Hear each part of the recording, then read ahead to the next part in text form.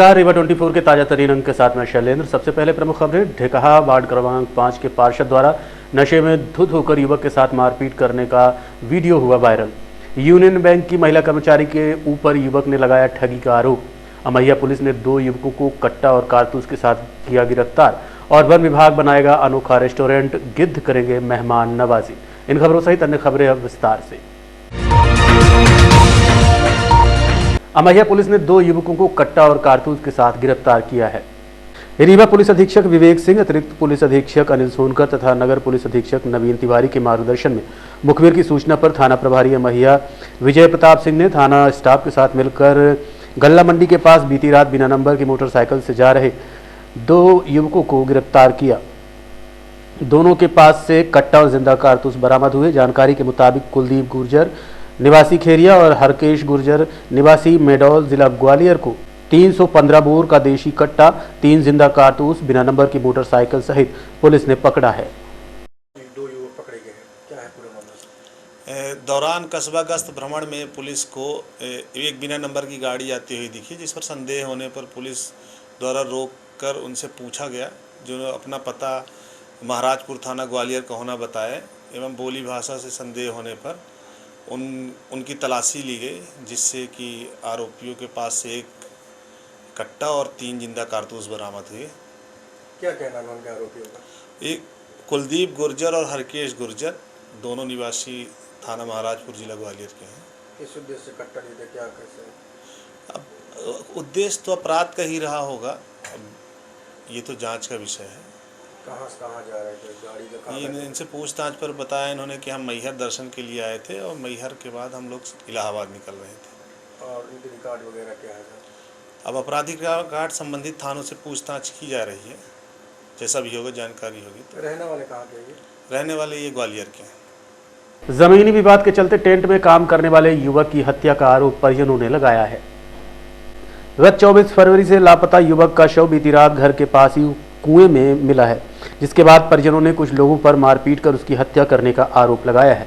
पीके school के पास उर्रहट के रहने वाले आकाश कोल, जो टेंट लगाने का काम करता है, उसका जमीनी विवाद छोटू, बबलू, बंटा, राकेश दाहिया सहित अन्य लोगों के साथ हुआ था।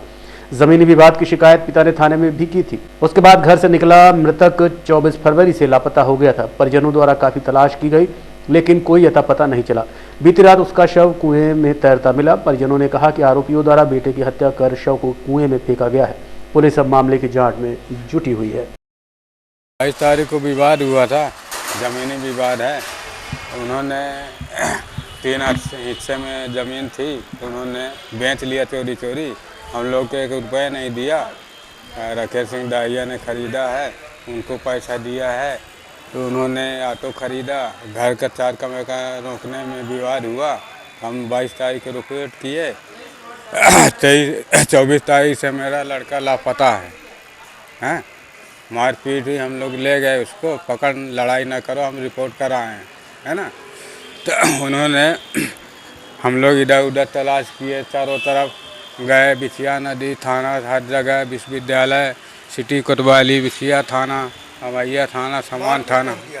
मारपीट रामायण के लड़के छोटू, बेटू, लकी उर्फ बंटा, करण, जमीन विवाद था।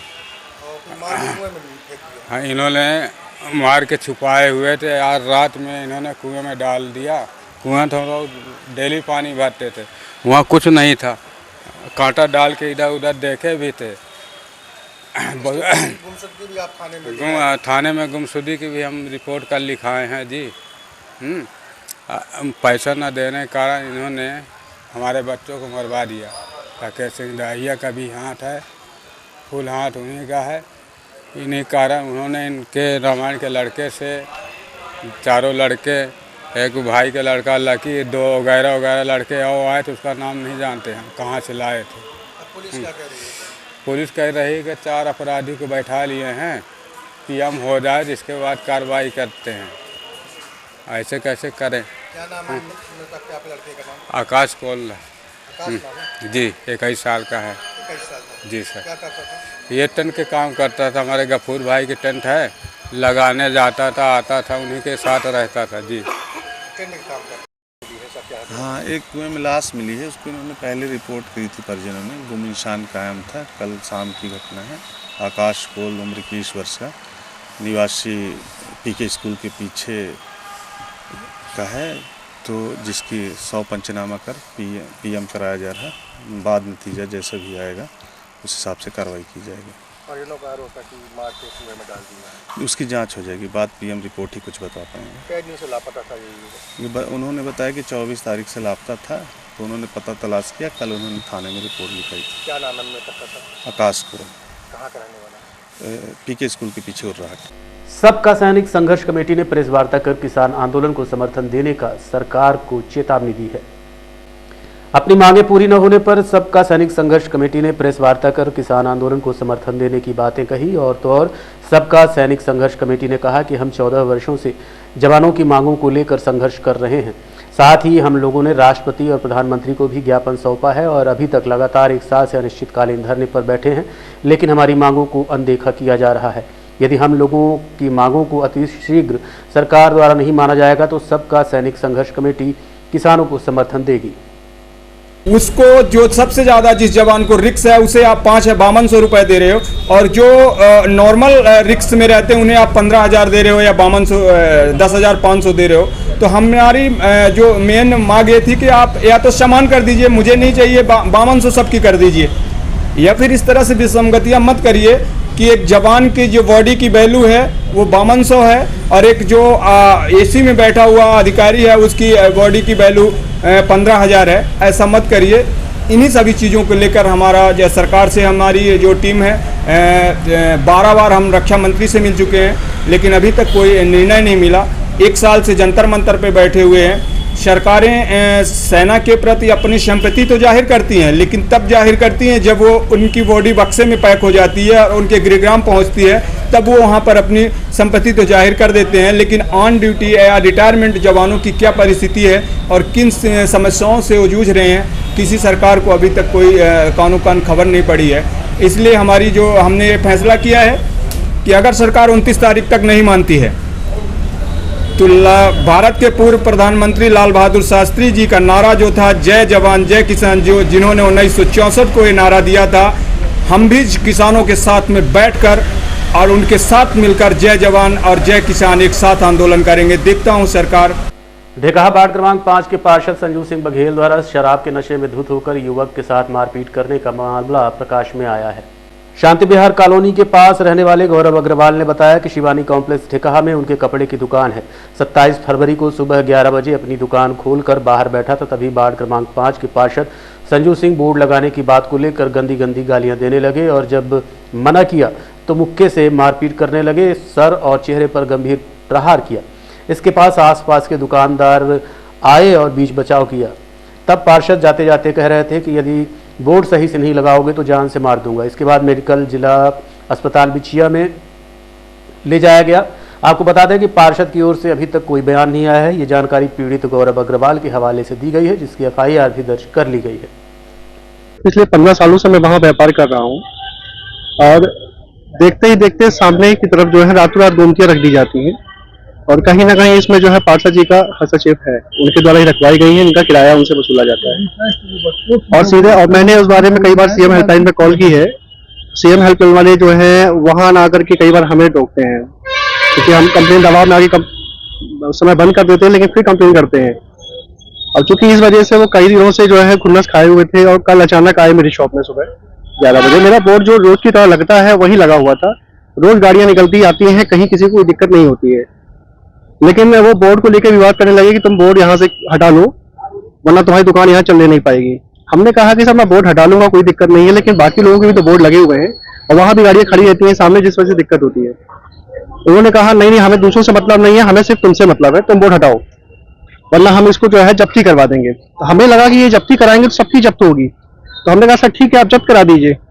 तो इस वजह से वो नाराज हो गए और ठीक है उन्होंने बोर्ड उठा के फेंक दिया। हम लोग खुद ही हम जब्त किए ले रहे हैं। बोर्ड को फेंकने के बाद उनके लड़के आए, वो हमसे दादागिरी करने लगे, हमें पकड़ने लगे, कॉलर पकड़ा, उन्होंने मारा पीटा।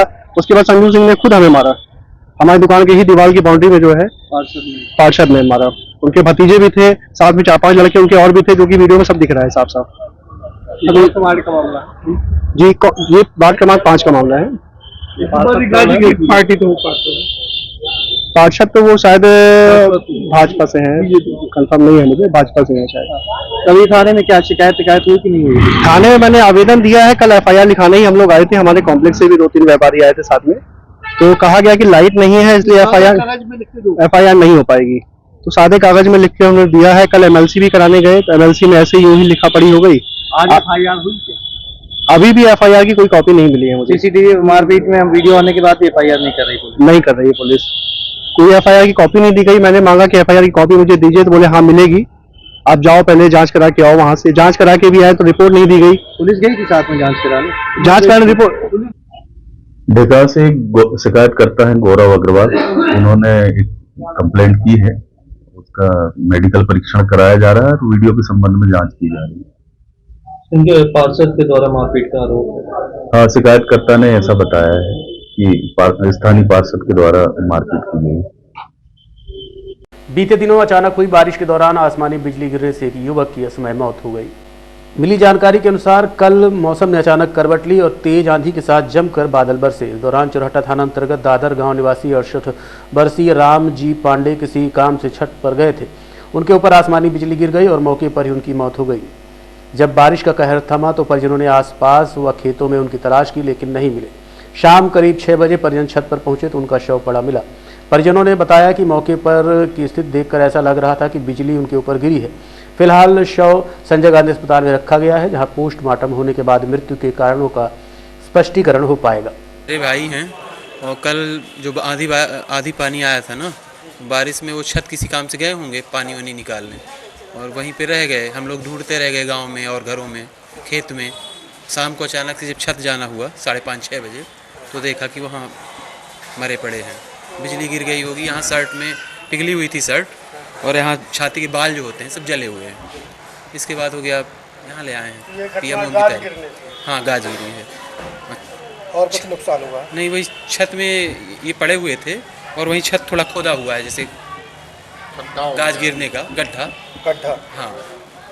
क्या बजे घटना है?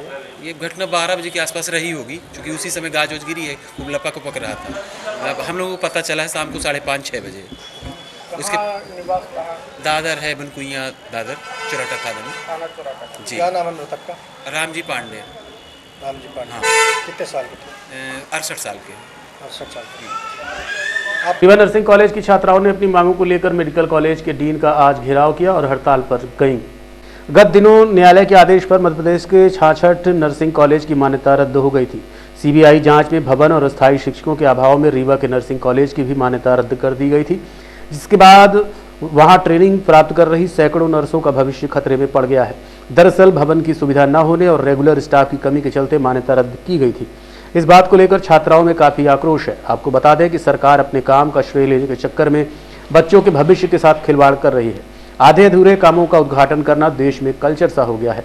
निर्माण कार्यों से जनता का कोई फर्क तो नहीं पड़ता, लेकिन बच्चों के जीवन के साथ खिलवाड़ करना सरकार की मंशा पर बड़े प्रश्न खड़े करता है। जो हम सोच के आए थे, हमें ना डॉक्यूमेंट चाहिए ना हमको ये कि पैसे लौटा देंगे, ये सब भी नहीं चाहिए। मुझे हमें वही चाहिए कि हमें जॉब मिलनी चाहिए, हमें मान्यता भी मिलनी चाहिए। टीचिंग स्टाफ नहीं था, प्रॉपर बिल्डिंग नहीं थी, प्रॉपर एडमिनिस्ट्रेशन नहीं था, तो इस कॉलेज को नॉमिनेट ही नहीं करना था एडमिशन लेने के लिए। अगर यहाँ पे एडमिशन लिया, ठीक है, हम मानते हैं यहाँ पे 30 स्टूडेंट्स के हिसाब से जो भी था इंफ्रास्ट्रक्चर था, लेकिन जब 120 हुआ तो फिर इनको कॉलेज ही नहीं देना चाहिए था, नाम नहीं देना चाहिए था आगे। अगर इन्होंने एडमिशन लिया है हमारा, तो सारी रिस्पॉन्सिबिलिटी इस अथॉरिटी की है। और अगर हमारी मांगे नहीं पूरी की जाएंगी, हमारा अगर हमको कोई सिक्योर फ्यूचर नहीं दिया जाएगा, तो फिर हम यहाँ पे कुछ नहीं कर सकते। हम स्ट्राइक करेंगे, हम कोई काम नहीं करेंगे, ना हॉस्पिटल जाएंगे, ना क्लासेस अटेंड करेंगे। ये नर्सिंग छात्राएं ज्ञापन देने आई थी, क्या कुछ मांगे हैं और क्या निराकरण का प्रयास किए जा रहे हैं? अभी इन लोगों का ये मेन मुद्दा ये था कि क्या इनकी एग्ज़ाम होगी, तो एग्ज़ाम के लिए हमेशा हम लोग एफिलिएशन करते हैं यूनिवर्सिटी से, तो इनका रिकॉग्निशन और डी रिकॉग्निशन से परीक्षा का कोई ताल्लुक नहीं रहता है, वो यूनिवर्सिटी से होता है। तो पूरी एग्ज़ाम तो होगी। अब हालांकि इसको अनसुटेबल किया है, तो जो इन लोगों को रजिस्ट्रेशन होता है, जैसे ही हम लोग इसको सूटेबल करेंगे वैसे इनका रजिस्ट्रेशन होगा। वो होता है रजिस्ट्रार के द्वारा, रजिस्ट्रार नर्सिंग काउंसिल के द्वारा, जैसे हमारे MBBS स्टूडेंट का होता है। तो वो उसमें जब इनकी पूरी एग्ज़ाम हो जाएगी, अभी जैसे फर्स्ट ईयर की स्टूडेंट, सेकेंड ईयर की स्टूडेंट थी, तो जब इनकी 4 साल बाद एग्ज़ाम पूरी हो जाएगी, उसके बाद हम लोग इनके लिए वहाँ पर जब ये रिज़ल्ट निकलेगा, वो रिज़ल्ट के बाद में रजिस्ट्रेशन के लिए जब इनको भेजेंगे, तो हो सकता है कि अगर ये तब तक अगर सूटेबल ना हुआ तो इनका फिर रजिस्ट्रेशन टाइम बिंग मतलब कुछ समय के लिए हो सकता ना हो। लेकिन अभी शासन ने जो हमारी दो मुख्य मांगे थी, एक की यहाँ फैकल्टी होना चाहिए, तो 66 पद फैकल्टी के सेंक्शन कर दिए। तो अब वो जल्दी से जल्द 66 फैकल्टी प्राचार्य, उप प्राचार्य इनकी भर्ती होगी। और दूसरा था बिल्डिंग का, बिल्डिंग थी पुरानी, तो हम लोगों ने जो नर्सिंग स्टूडेंट्स हैं इनको हमने जो TRS इसमें PTS चौराहे पर जो हमारा हॉस्टल है उसमें शिफ्ट कर दिया है। तो बिल्डिंग की 40 से 45 साल पुरानी हो गई थी, तो वहाँ कर दिया क्योंकि उन्होंने देखा कि बिल्डिंग रहने लायक नहीं है। तो एंड ऑफ लाइफ जो है PWD के द्वारा ऑलरेडी बिल्डिंग का दे दिया गया है। इसके लिए भी हमने वहाँ पर जब मीटिंग की थी भोपाल में, तो हम और यहाँ पे भी सामान्य परिषद की बैठक जो हुई थी 10 तारीख को, तो उसमें ये हुआ कि तकरीबन 10 करोड़ पूर्व में सेंक्शन थे और हो सकता है कि जो आगे ड्राइंग के अनुसार 14 करोड़ के करीब इसमें सेंक्शन होंगे। और जहाँ वर्तमान में जो नर्सिंग कॉलेज बना हुआ है उसी एरिया में पुनः इसको डिसमेंटल करके नया खड़ा किया जाएगा। तब तक के लिए हम लोग वैकल्पिक व्यवस्था कर रहे हैं। हम चाहेंगे तो हमारे कॉलेज की बिल्डिंग में ही वैकल्पिक व्यवस्था हो सकती है। तो ऐसा उनको मतलब ये दिक्कत नहीं आएगी कि मुख्य जो उनका उद्देश्य था कि इनकी परीक्षा होगी या नहीं होगी, तो परीक्षा होगी। जॉब सिक्योरिटी का भी इशू है तो वो भी होगा, थोड़ा समय तो लगेगा क्योंकि अब शासन ने पद सेंक्शन कर दिए, जो डिफिशिएंसी आ रही है उसको दूर करने की पूरी कोशिश की जा रही है शासन स्तर पर, तो किसी भी बच्चों का भविष्य खराब नहीं होगा। रीवा में यूनियन बैंक ऑफ इंडिया की कर्मचारी के ऊपर पीड़ित ने पैसे के फ्रॉड को लेकर आरोप लगाया है। जैसे जैसे डिजिटल ट्रांजैक्शन बढ़ा है वैसे वैसे इसमें ठगी के मामले सामने आ रहे हैं। ऐसा ही एक मामला कुटेही स्थित यूनियन बैंक से आया है, जहां पीड़ित रजनीश शुक्ला ने बताया कि उनका क्रेडिट कार्ड आया था, जिसके बाद यूनियन बैंक की कर्मचारी शालिनी पांडे उनकी दुकान पहुंची और क्रेडिट कार्ड से 17,777 रुपये 22 तारीख को ट्रांजैक्शन किया। जब शिकायत की तो बैंक बुलाया और 26 तारीख को फिर 3,736 रुपये का ट्रांजैक्शन मैसेज उनके मोबाइल पर आया। अब सवाल यह है कि डिजिटल फ्रॉड के मामलों में बैंक की विश्वसनीयता वैसे भी नहीं रहती। बड़ा मामला होने पर बैंक पहले ही हाथ खड़े कर देते हैं, लेकिन बैंक के कर्मचारी ही जब इस तरह के कारनामे करने लगेंगे तो ग्राहक अपनी शिकायत लेकर कहां जाएगा। रजनीश शुक्ला का आरोप सही है या नहीं ये तो जांच के बाद ही पता चल पाएगा, लेकिन बैंक के कर्मचारी अब इस मामले को लेकर आनाकानी कर रहे हैं। इस संबंध में हमने पीड़ित से चर्चा की।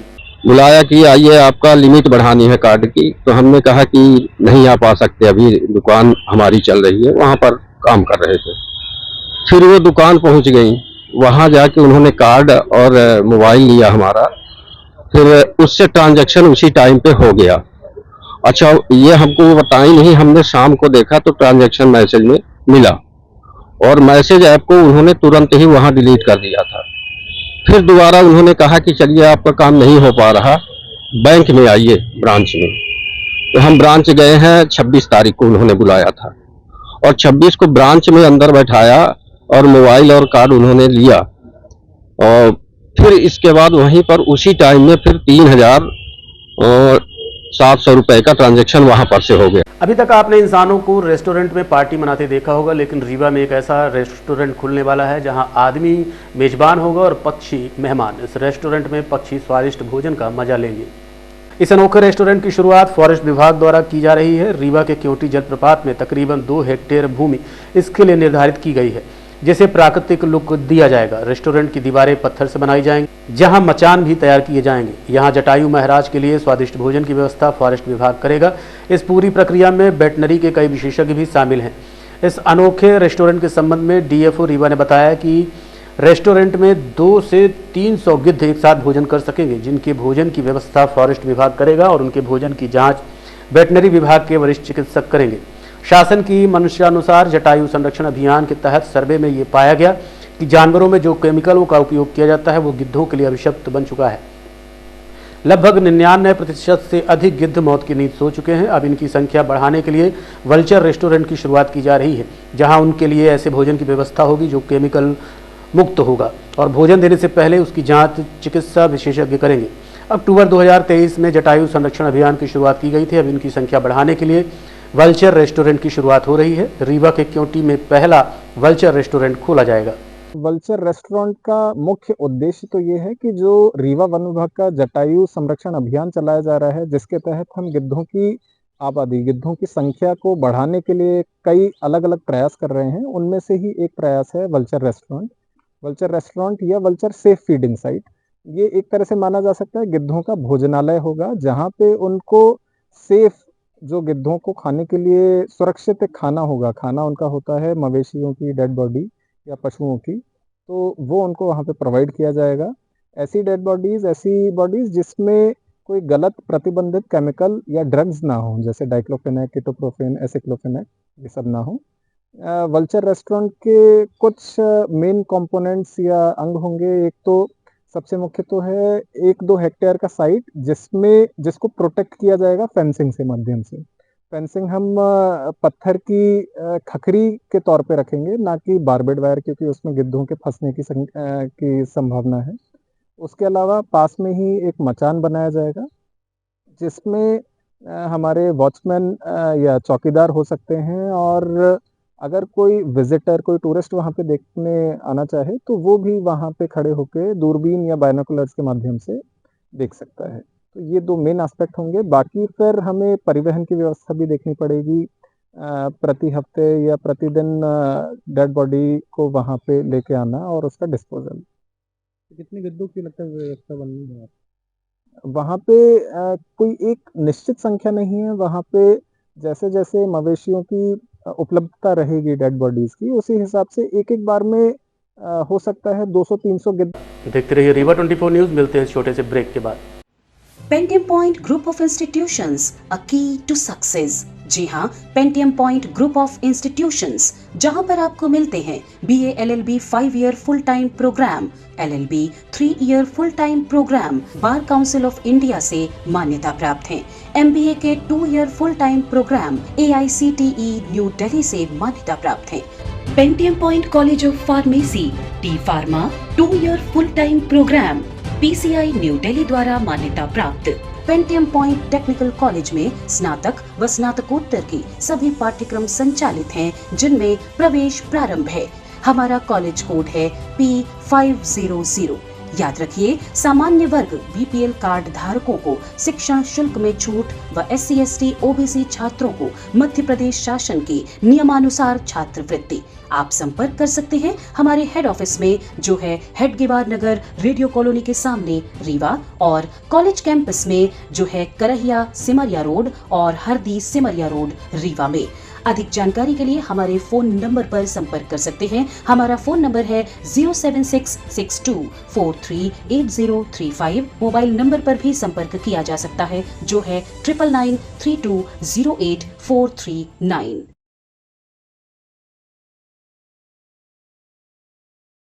पेंटियम पॉइंट में आयोजित 3 दिवसीय विज्ञान दिवस का आज समापन हो गया। रीवा शहर में स्थित पेंटियम पॉइंट ऑफ इंस्टीट्यूट में 3 दिवसीय विज्ञान दिवस का समापन पुरस्कार वितरण के साथ संपन्न हुआ। महाविद्यालय द्वारा प्रतिवर्ष 28 फरवरी को राष्ट्रीय विज्ञान दिवस का आयोजन छात्र छात्राओं में बौद्धिक क्षमता व विज्ञान के क्षेत्र में जागरूकता और रुचि विकसित करने के लिए आयोजित किया जाता है। इस दिन ही देश के महान वैज्ञानिक CV रमन ने प्रकाश की फोटोन थ्योरी से जुड़ी एक अहम खोज की थी, जिसका पूरी दुनिया ने लोहा माना है। इसे रमन इफेक्ट के नाम से भी जाना जाता है। CV रमन को इस खोज के लिए नोबेल पुरस्कार से नवाजा गया था। ये खोज भौतिकी के क्षेत्र में एक महत्वपूर्ण योगदान थी। इस खोज की याद में ही साल 1987 से 28 फरवरी को नेशनल साइंस डे के रूप में मनाया जाता है। 3 दिवसीय विज्ञान दिवस की शुरुआत महाविद्यालय के करहिया परिसर में इस वर्ष की थीम विकसित भारत के लिए स्वदेशी तकनीक के साथ 26 फरवरी को प्रारंभ हुआ। पहले दिन छात्र छात्राओं द्वारा PPT प्रेजेंटेशन की प्रस्तुतियां दी गई। दूसरे दिन 27 फरवरी को Pentium point group of institute तथा centre for medical mycology fungal disease diagnostic and research centre Jabalpur के संयुक्त तत्वाधान में माइकोलॉजिस्ट जितेंद्र नवांगे के निर्देशन पर कार्यशाला का आयोजन किया गया। PPT प्रेजेंटेशन के टॉप 5 छात्रों की प्रस्तुति करवाई गई, जिसमें मुख्य अतिथि के रूप में रीवा शहर की वरिष्ठ शिक्षाविद सेवानिवृत्त प्राध्यापिका doctor Praveen Singh, model science college के वरिष्ठ प्राध्यापक डॉक्टर संतोष अग्निहोत्री तथा महाविद्यालय के मुख्य प्रबंध संचालक बीएन त्रिपाठी उपस्थित रहे। 28 फरवरी को महाविद्यालय परिसर में समापन एवं पुरस्कार वितरण समारोह मां सरस्वती की पूजा अर्चना के साथ प्रारंभ हुआ। महाविद्यालय के छात्र छात्राओं द्वारा मॉडल एवं पोस्टर की प्रस्तुति दी गई, जिसमें महाविद्यालय द्वारा संचालित Pentium point technical college, Pentium point college of management, Pentium point college of pharmacy के छात्र छात्राओं ने सहभागिता दर्ज कराई। उपस्थित अतिथियों का स्वागत पर्यावरण संरक्षण एवं संवर्धन को ध्यान में रखते हुए महाविद्यालय द्वारा पौधा भेंट कर किया गया। आज के इस कार्यक्रम में अतिथि के रूप में engineer Rajendra Sharma, Shilpi Infra private limited, Maharaja Pushpraj Singh, doctor S K. Tripathi, dean कृषि महाविद्यालय, डॉक्टर अभिलाषा श्रीवास्तव, डॉक्टर वरिष्ठ प्राध्यापिका model science college, doctor Anil Tiwari, सेवानिवृत्त प्राध्यापक एवं अधिवक्ता, डॉक्टर शेषमणि शुक्ला, प्राचार्य new science college, doctor Rajkishor Tiwari, प्राध्यापक new science college, doctor Nivedita Agarwal, GDC college, BN Tripathi, मुख्य प्रबंध संचालक पीजीआई, शुभ्रांशु पांडे, डॉक्टर मनोज पांडे आदि उपस्थित रहे। ये डॉक्टर सीवी रमन जी के जन्मदिन के उपलक्ष्य में राष्ट्रीय विज्ञान दिवस का आयोजन ये हर साल फरवरी की 28 तारीख को किया जाता है। इसी उपलक्ष्य में हमारा महाविद्यालय पिछले 15 वर्षों से लगातार नेशनल साइंस डे का आयोजन करता आया है, जिसमें महाविद्यालय जो हमारा ग्रुप है Pentium point group of institutions के अंतर्गत आने वाले सभी महाविद्यालय, technical college, management, pharmacy, law, इन सभी के बच्चों ने मिल करके एक एग्जीबिशन का आयोजन किया है, जिसमें poster presentation, power point presentation और हमारा जो है तो मॉडल प्रेजेंटेशन इसमें लगाया गया है। और इसमें बच्चों ने जो है तो जो हमारे यशस्वी प्रधानमंत्री श्री नरेंद्र मोदी जी ने डेवलप्ड इंडिया का जो सपना देखा है कि हम इसको 2047 में पूरा करेंगे, उसी के उपलक्ष्य में बच्चों ने अपने कुछ जो उनके मन के जो विचार हैं और जो वो समझ सकते हैं कि इन चीज़ों का योगदान भी होना चाहिए डेवलप्ड इंडिया के लिए, इस प्रकार के मॉडल का उन्होंने इसमें जो है तो अपनी प्रस्तुति दी है। और डेफिनेटली बहुत अच्छा मैसेज इसमें बच्चों ने देना चाहा है। प्रमुख रूप से कौन कौन उपस्थित रहे हैं?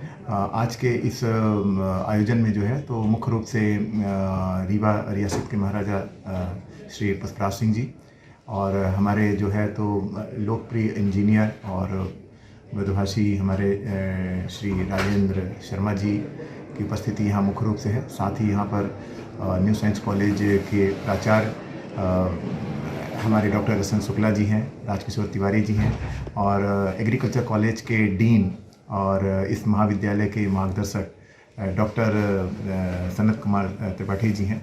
इन लोगों के हैं और इस प्रकार से और हमारे काफ़ी शिक्षा जगत से जुड़े हुए जो लोग हैं वो जो है तो आए हुए हैं और उन लोगों ने अपना जो है तो पूरा विज़िट किया है और उसमें बच्चों के मॉडल को देखा है और उसमें उन्होंने बच्चों के मॉडल का प्रथम, द्वितीय, तृतीय और काउंसलेशन के लिए उन्होंने उसमें चयन कर रहे हैं। आज के अंक में इतना ही। देखते रहिए रीवा 24 न्यूज। नमस्कार। हड्डी जोड़ एवं रीढ़ रोग तथा स्त्री रोग एवं प्रसूति रोग का इलाज एक ही छत के नीचे। विघ्नहर्ता hospital and trauma centre, hotel landmark के पास, रतहरा, रीवा। डॉक्टर संतोष सोनी, पूर्व चिकित्सक, बॉम्बे हॉस्पिटल, मुंबई। हड्डी जोड़ एवं रीढ़ रोग विशेषज्ञ, छोटे चीरे एवं दूरबीन विधि द्वारा हाथ तथा पैर की हड्डियों का ऑपरेशन। गठियाबात, जटिल एवं बिगड़े हुए फ्रैक्चर का बेहतर इलाज करते हैं डॉक्टर संतोष सोनी। विघ्नहर्ता हॉस्पिटल ट्रॉमा सेंटर में ही स्त्री एवं प्रसूत रोग विशेषज्ञ डॉक्टर शैलजा सोनी भी उपलब्ध हैं, जिनकी देखरेख में नॉर्मल डिलीवरी, सिजेरियन ऑपरेशन एवं बच्चेदानी से संबंधित ऑपरेशन की बेहतर सुविधा। संतानहीन दंपत्ति तत्काल संपर्क करें। विघ्नहर्ता hospital and trauma centre, hotel landmark के पास, रतहरा, रीवा। सुविधाजनक एवं सफल इलाज हेतु आज ही संपर्क करें। विघ्नहर्ता hospital and trauma centre, hotel landmark के पास, रतहरा, रीवा। मोबाइल नंबर 7828781983 अथवा 8462956774 पर।